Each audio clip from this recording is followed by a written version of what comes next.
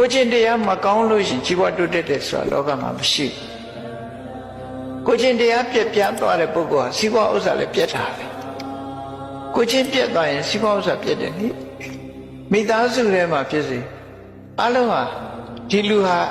ဖောက်ပြန်တယ်ကိုချင်းတရားပြက်ပြားတယ်ဆိုတဲ့ပုဂ္ဂိုလ်တရားဟာကြီးပွားဖို့ရခဲရင်သွားတယ်ပေါ့ဒါကြောင့်မို့ကိုချင်းတရားမပြက်ပြားရဘူးကိုချင်းတရားလို့ဆိုတဲ့နေရာမှာအဓိကအရေးကြီးဆုံးကတော့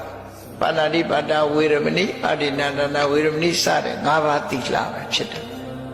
၅ပါးသီလဟာအလွန်တန်ဖိုးကြီးမားပြီးတော့ကောင်းကျိုးချမ်းသာတွေကိုပေးတဲ့နေရာမှာ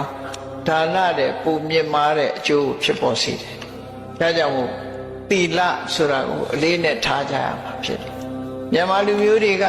သီလတဲ့ဒါနကိုအလေးနဲ့ထားနေကြတယ်ကိုချင်းသီလကိုပို့ပြီးတော့အလေးနဲ့ထားကြရမှာဖြစ်